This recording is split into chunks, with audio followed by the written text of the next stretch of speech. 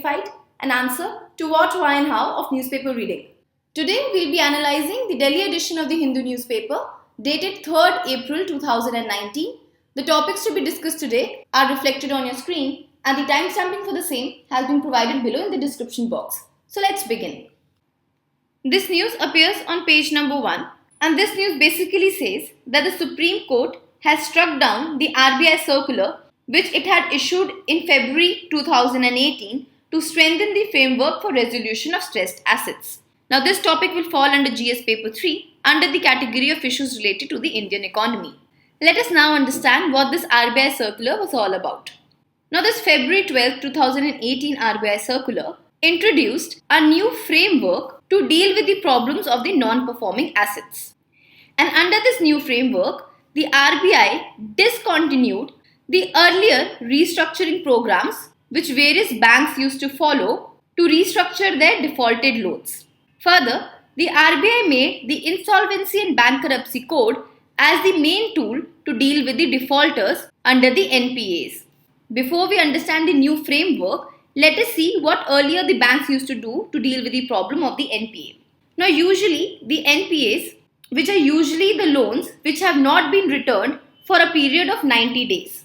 Now generally these NPAs are further classified into various categories like the substandard NPAs, doubtful NPAs, and finally we have the category of lost assets. So basically what used to happen for different subcategories of NPA, the banks used to follow various different kind of restructuring tools. Now the restructuring was usually done by either reducing the principal amount or reducing the interest or by giving additional loans to the company to come out of the trap of the debt. Now the banks used to follow various kind of restructuring tools like corporate debt restructuring, sustainable structuring of stressed assets, also known as the S4A, and the strategic debt restructuring. But the problem with these restructuring rules was that these rules were very lenient and were unable to build a pressure on the companies to repay back the loans. Secondly, all these tools were not timely implemented and even the resolution plans were not finalized, due to which undue delays in the recovering of bad loans used to happen. Further, under these restructuring rules, evergreening of loans were also happening by these banks. But with the February 12, 2018 circular, RBI discontinued all these restructuring tools and programs of the banks and said that the main tool to deal with the defaulters will be the Insolvency and the Bankruptcy Code. Now what used to happen under this framework was that RBI made it mandatory for the banks to identify signs of stress in the loans. That is to say, even before a loan could be put into the category of NPA, the RBI said that the banks have to identify certain signs or signals which points out that this loan has a high possibility of being an NPA in the future, which means that in that window of 90 days, the banks has to look for signs of stress in those loans, and all such loans who showed signs of stress had to be classified into what was known as the special mention accounts. Further, in that special mention account, all those loans which were above 2000 crore rupees, the lenders of all such loans were asked to finalize a resolution plan and were also asked to implement this resolution plan within 180 days. That is to say, for all those loans above 2000 crore rupees, a resolution plan has to be devised, which too has to be implemented within the period of 180 days, starting from the day when that loan was put under the special mention account. And if the resolution plan could not be implemented in 180 days, then such a loan would automatically fall under the Insolvency and Bankruptcy Code and insolvency proceedings against them will be immediately initiated. Now after having discussed how the new framework works, let us see why the circulars was challenged in the Supreme Court. The first reason was that several companies, especially from the power, infrastructure and the shipping sector, argued that the RBI circular was based on one-size-fits-all approach, which simply means that this RBI circular does not make any kind of distinctions between the stressed assets of different industrial sectors and imposes one similar resolution approach for all kind of stressed assets and does not take into account the unique situations or the unique points which might be specific to stressed assets of a particular industrial sector. To elaborate on the first point, they said that companies in the power and the shipping sectors were facing problems which were beyond their control, and hence it was very difficult for them to implement the resolution plan within the stipulated time period of 180 days. For example, the power producers said that they faced a shortage of fuel and various delays in the regulatory clearances. And all of these factors were something which was beyond their control. That is, they have no control over the fuel supply or the time which is taken for the clearances. Therefore, harping back to the point that this one-size-fits-all approach is wrong. Further, even the Indian Banks Association had sought relaxation in the RBI's norm for the infrastructure as well as the power companies. Moving ahead, let us see why the Supreme Court has finally declared this circular of the RBI as ultra-vires. Now, the Supreme Court took recourse to two sections of the Banking Regulation Act. This Banking Regulation Act is the main law under which the RBI regulates the banks in our country. Now, the Banking Regulation Act has two sections, namely Section 35A and Section 35AA. The Supreme Court referred to these two sections in order to trace the source of the circular. That is to say, what was the law or the authority behind passing this circular. Now, Section 35A talks about general powers of the RBI to issue directions to banking companies. Hence, it talks about the general power of superintendence of the RBI over the banking companies.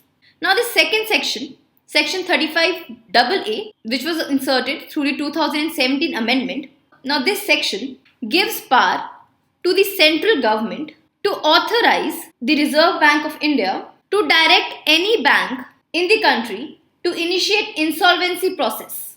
That is, only with the authorization of the central government can the RBI direct a bank to initiate insolvency proceedings against a defaulter.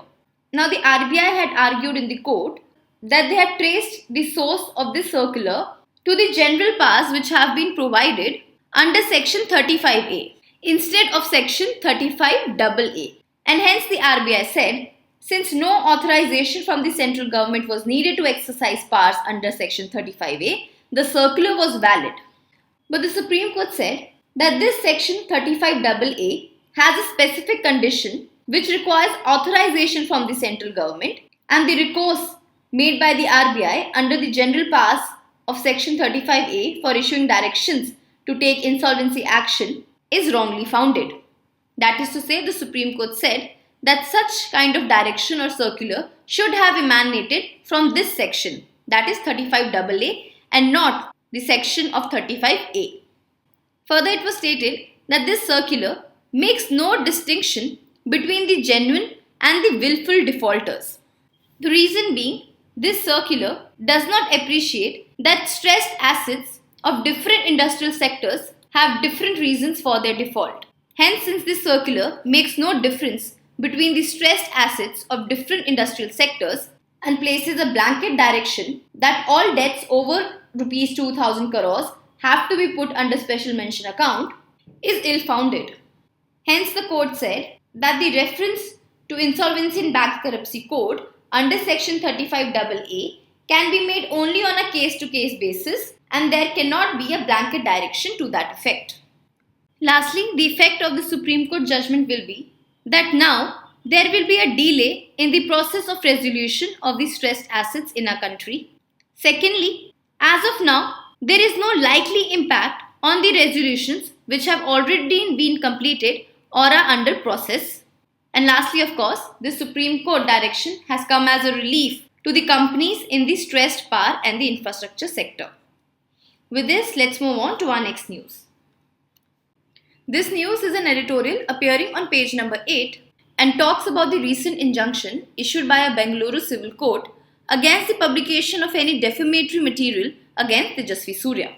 The discussion of this article will fall under GS Paper 2 under the category of Indian Constitution. Now, the context of this editorial is that recently a civil court in Bangalore has issued an ex parte injunction against the publication of any defamatory material against Tejasvi Surya to 49 press, television, internet media, including international carriers like YouTube, etc. which basically means that the court has said that no media house, including written media, television, or even internet, should publish any material which can be defamatory against the BJP's candidate from South Bangalore, Tejasvi Surya. Now, in this editorial, the author is basically criticizing this decision of the Bangalore court. But before we discuss that, we need to see what exactly this injunction amounts to. So basically, this injunction of the Bangalore court actually amounts to prior restraint. Now, the term prior restraint has been undefined in the Indian law, but generally, it is clearly understood in other countries, especially the US, which is one of the most vigilant countries as far as protection of speech is concerned. Now, prior restraint is regarded as one of the most perilous form of censorship because it disbars the dissemination of information about the events which have not yet happened. Thus, in prior restraint, you are censoring any individual or a class of people from circulating or disseminating information about certain events which have not yet happened also. Hence, this concept of prior restraint is based on conjectures because in here you are assuming a certain event will happen in the future, and when and if that event happens, you are already censoring the media from publishing any information about that event. Moving ahead, let us see what reasons have been quoted by the Bangalore judge as to why he passed this order. Now, the judge's order takes note of two factors for granting Mr. Surya's request for an injunction. The first is that some allegations against Mr. Surya had surfaced even when he was filing his nomination papers. That is to say, the allegations started to do the rounds as soon as Mr. Surya filed his nomination papers. The second reason quoted was that some kind of defamatory message against Mr. Surya was already in transit to the media house. Hence, the judge said that a defamatory message is on its way to the media house, and if this injunction is not passed, then the media house will definitely post about this defamatory message. Further, the judge has also placed reliance on an earlier Karnataka High Court's decision in which the High Court did grant a preemptive injunction to a person, but in that case, that preemptive injunction was against one individual and was not an omnibus order against an entire class of person. Therefore, the author in this article is saying that this reliance of the judge of the civil court on an earlier Karnataka High Court decision is also wrong, because just on the basis of a hunch that a defamatory message will be published by a media, you cannot place an gag order against an entire class of people. Moving ahead, as far as the Supreme Court's stand on such kind of prior restraint is concerned, the Supreme Court time and again has very unambiguously favored or upheld the right of freedom of speech and expression, which is the basic foundation on which the media functions. Further, in this article, the author is saying that the Supreme Court has made it amply clear that no law exists in the country which authorizes pre-broadcast or pre-publication regulation of content. Hence, the author says that this decision of the Bangalore court is against the law. Moving ahead, even when we look at defamation and try to go into what essentials needs to be there before a person can be charged with defamation, one of the prerequisites is the existence of a prima facie case to pass such an interim injunction, which simply means that a case needs to exist. That is, something has to happen as a precondition before an injunction like this one can be ordered. Because even when we look at the essentials of defamation, what is first required? That the statement which has been spoken must be defamatory, and secondly, that the statement must be published. Hence, to prove defamation, it is required that the defamatory material, whether oral or written, has to be published. That is to say, it has to be out there in the open. But in this case, no material has been published as of now. Therefore, this preemptive injunction is completely against the spirit of law and constitution. Now, having discussed both the stand of the Bangalore court and what has been the previous stand of the Supreme Court, the author also talks about what will now be the effects of this order. The first and the foremost is that this order has violated the constitutional right to freedom of speech. Hence, it is against the spirit of the Constitution. This is because our Constitution does not allow prior restraint or the prior censorship of any publication, including the medias. Hence, prior restraint of media is not authorized or allowed under a law. Further, the media is considered as the fourth pillar of the democracy, and the effective functioning of the media rests on its freedom to report facts and cases without any kind of restraint or censorship. Hence, this omnibus gag order of the Bangalore court against all kind of media houses is against the freedom of press. And if one carefully looks at this entire situation, one would realize that this gag order actually boils down to robbing the voters in this election of crucial information. Because even if the argument is that this order is only preventing defamatory content to be published and has not put any restriction on reporting criticism, but still, this gag order will prevent the media from writing anything adverse to the campaign of Tejasvi Surya. Hence, the media will not even now genuinely criticize and will also be hesitant to report any kind of fact which in reality might also be the truth. Hence, the voters in this election will be robbed of critical information because now the media houses are discouraged from criticizing or writing anything which is even the truth against Tejasvi Surya. And finally, robbing the voters of crucial information will eventually interfere in this election process. Therefore, this order has greater ramifications hence this order has a greater ramification when one tries to look at the greater picture here. Now, related to freedom of speech only, in the year 2014, a question was asked, what do you understand by the concept of freedom and speech and expression, and does it cover hate speech also? Though the relation of this question was a little different, but it was broadly based in the context of freedom of speech and expression. With this, let's move on to our next news. This next news is an article appearing on page number 8, and in this article, Mr. M.K. Narayan is saying that it is very important to have a proper understanding of the threat which is posed by terrorism, and further he goes on to say that the end of the Islamic State should not be considered as the end of terrorism. Now, this topic will fall under GS Paper 3 in the category of role of external state actors in creating challenges to internal security. Now, the topic of terrorism has always been a very important one from the perspective of UPSC. In the year 2017, in your GS Paper 3, a question was asked that terrorism is posing a grave challenge to the national security. Further, in the year 2015, it said that religious indoctrination via digital media has resulted in Indian youth joining the ISIS. And then again in the year 2016, a question asked, terrorism is emerging as a competitive industry over the last few decades.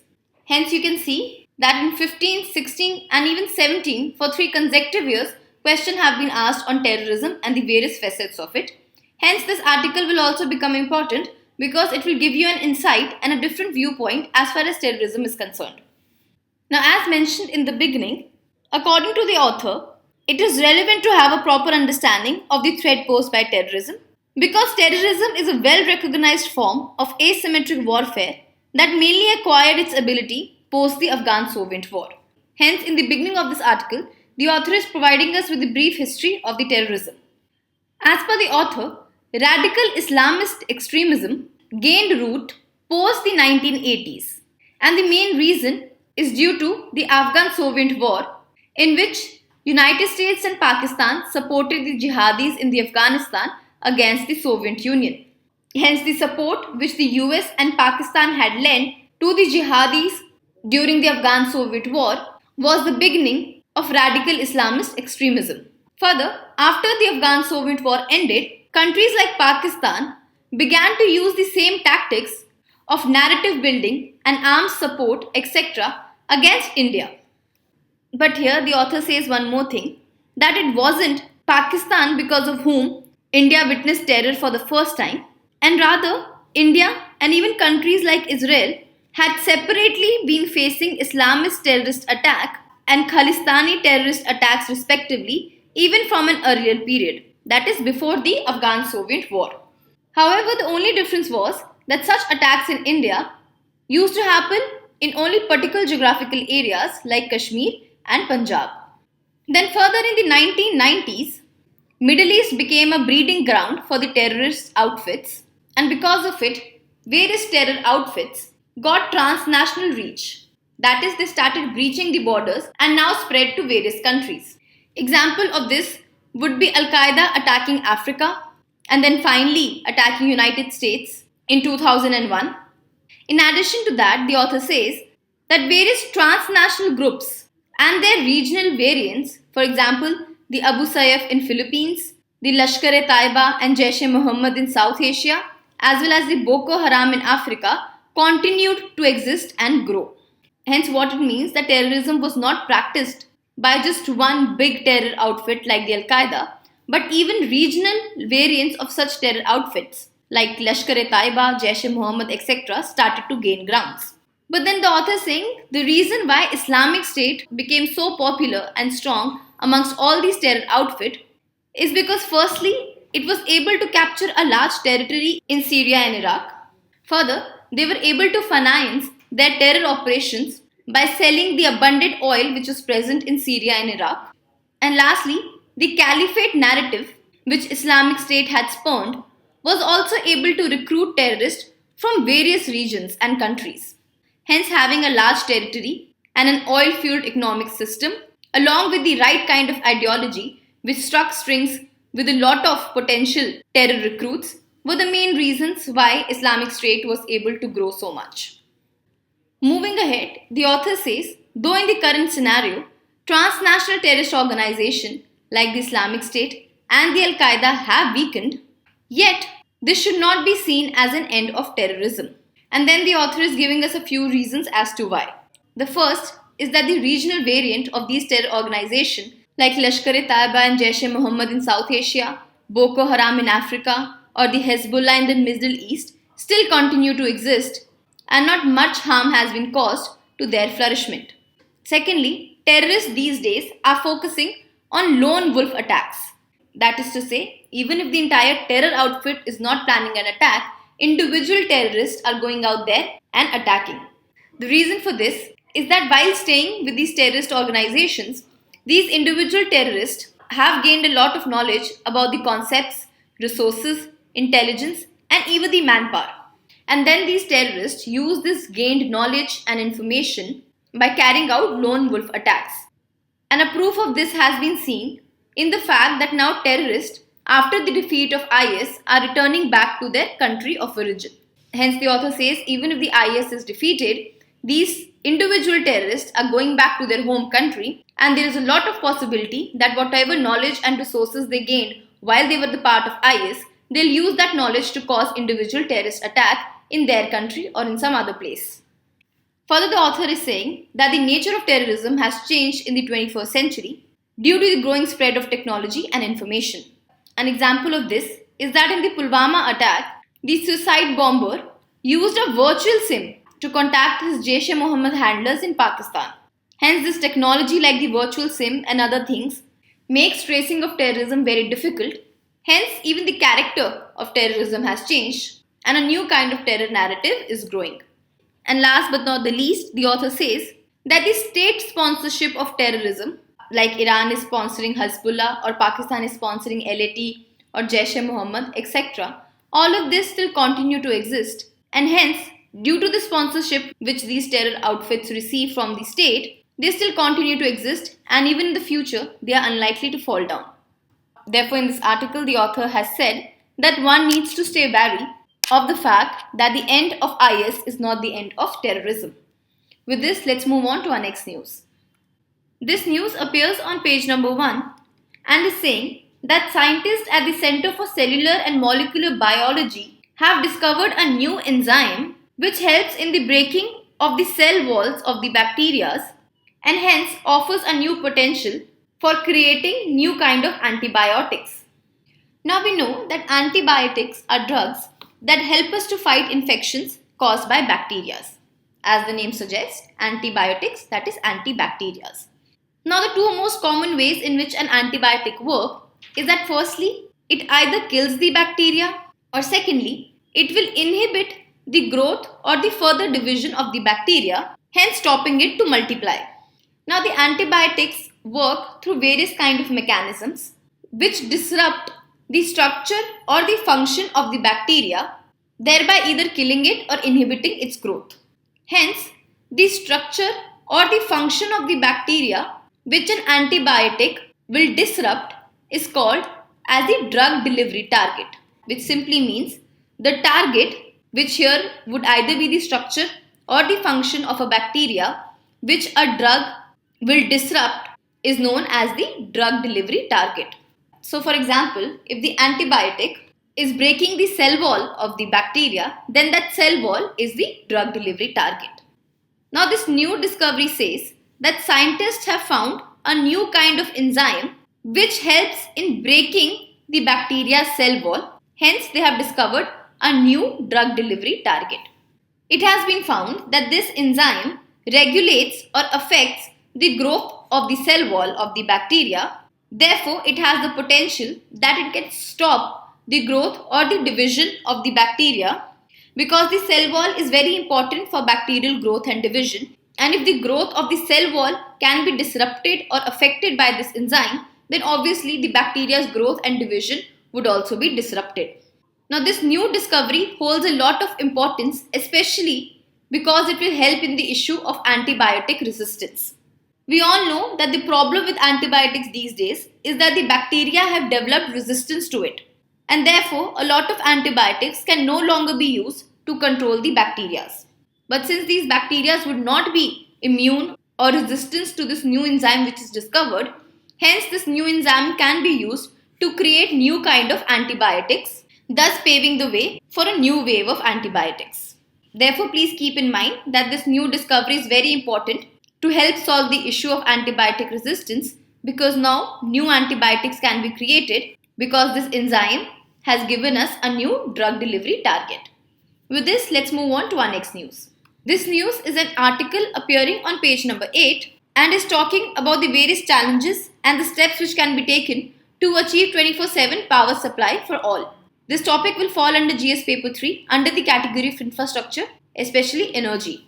The context of this article is set in the fact that though the Government of India has launched the Saubhagya scheme to achieve the goal of universal household electrification in the country by 31st March 2019, yet despite the success of this Saubhagya scheme, the author feels there are certain concerns need to be addressed if the country wants to achieve 24/7 electric supply.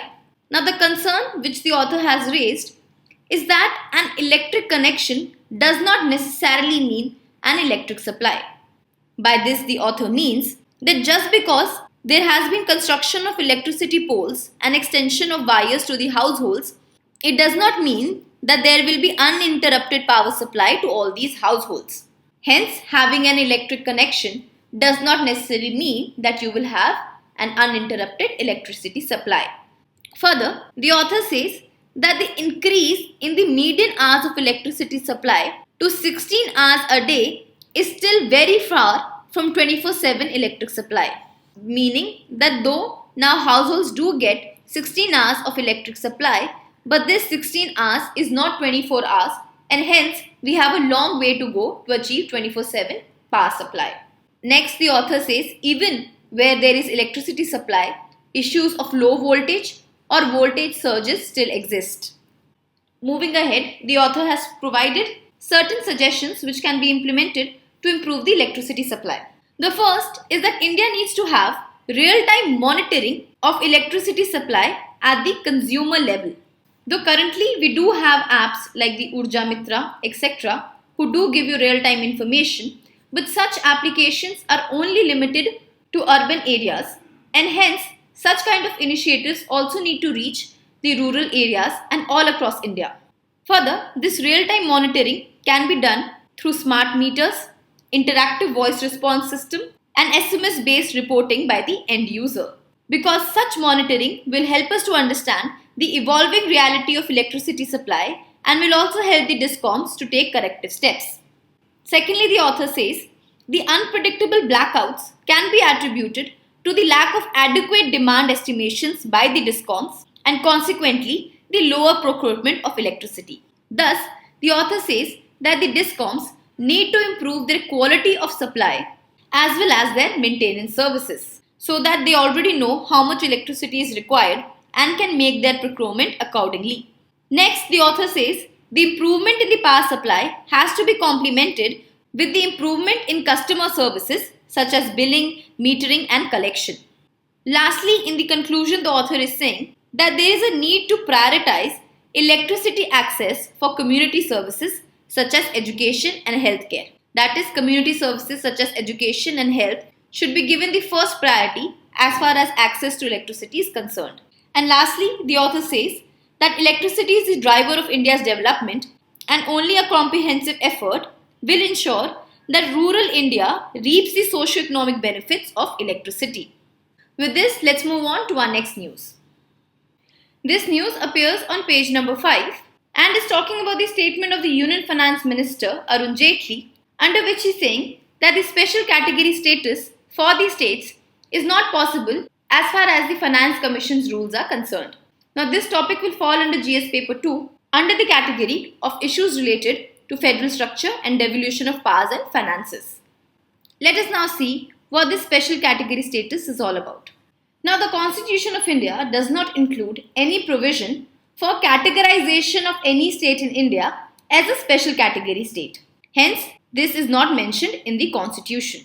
But then, recognizing that some regions in the country were historically disadvantaged as compared to the others, the erstwhile National Development Council started this concept of special category status as a central plan assistance. And this special category status was started in the year 1996, where originally this status was given to Jammu and Kashmir, Assam and Nagaland. Now, before its discontinuation by the 14th Finance Commission, as many as 11 states in India were falling under this category. Let us now see what was the criteria set up by the National Development Council to grant this status. The first was hilly and difficult terrain. Second was low population density or sizable share of tribal population. Third was strategic location along borders with the neighboring countries. Fourth was economic and infrastructural backwardness. And fifth was non-viable nature of state finances. So if any state could fulfill this criteria, then that state was granted as a special category status.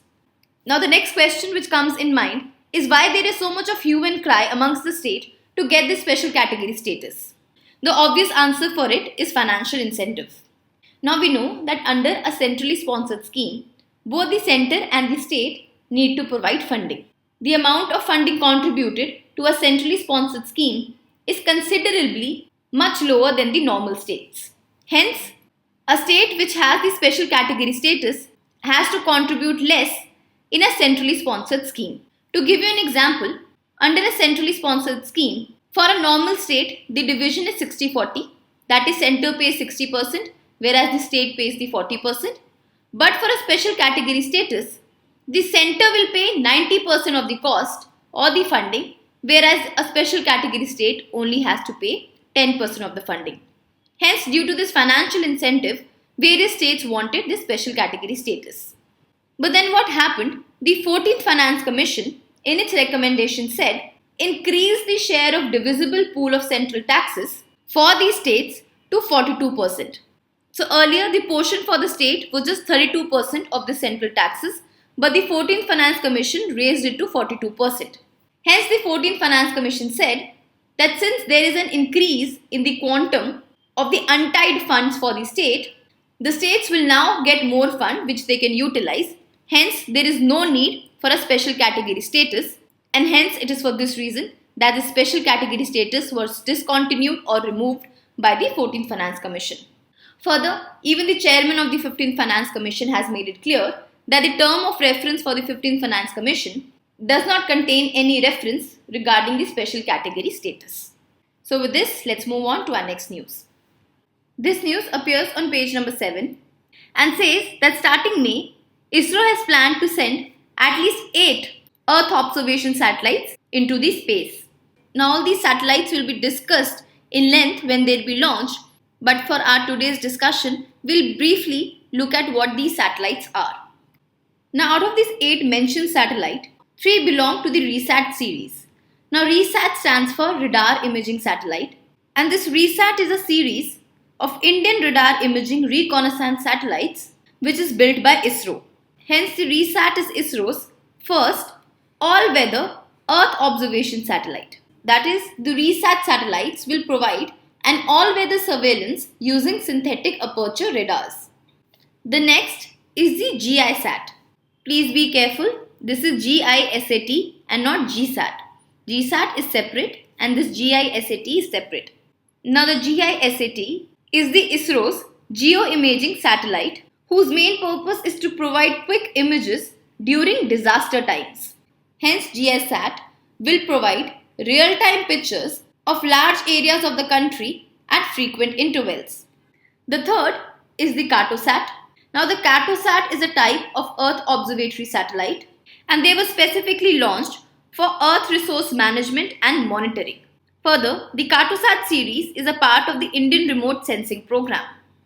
Last satellite which this article mentions is the GSAT-32, which is a part of the GSAT series. Now the GSAT series are a part of communication satellites whose main aim is to make India self-reliant in broadcasting. Hence the GSAT will be used for digital audio data and video broadcasting. So these were the three main types of satellites which are lined to be launched. We'll take them up separately and discuss them at length when they will be finally launched in the coming months. With this, let's move on to our next news. This next news appears on page number 14 and is stating that the European Union has dragged India to WTO's dispute settlement mechanism as India is imposing a lot of import duties on certain ICT products like mobiles which are coming in from the EU. Now in your GS paper 2 in the year 2018, a question was asked related to reforms in the WTOs and this question was discussed comprehensively in the DNS dated 25th October 2018 and in this discussion only, this dispute mechanism of WTO has been discussed at length. So you can refer to this DNS for more information on the WTO's dispute settlement mechanism. With this, let us now move on to our practice questions. Now based on our discussion, here is the first set of your prelims practice question. Please pause the video and solve them. We'll discuss the answer after 5 seconds. The first statement, Section 7 of the Act provides RBI with general power of superintendence over the banks. This is incorrect. It is not Section 7 but Section 35A which gives RBI the general power of superintendence. Second, RBI needs authorization from central government to direct a bank to initiate an insolvency proceeding. This is correct and has been provided under Section 35AA. Hence the right answer becomes B, 2 only. Question number 2 says, which of the statements about special category states is correct? First, it is a constitutional provision. Under Article 268, this is incorrect. Special category status has not been mentioned in the Constitution anywhere. Second, it has been discontinued by the 14th Finance Commission. This is a correct statement. Hence the right answer is B, 2 only. Now here is the second set of prelims practice question. Please again pause the video and we'll discuss the answer after 5 seconds.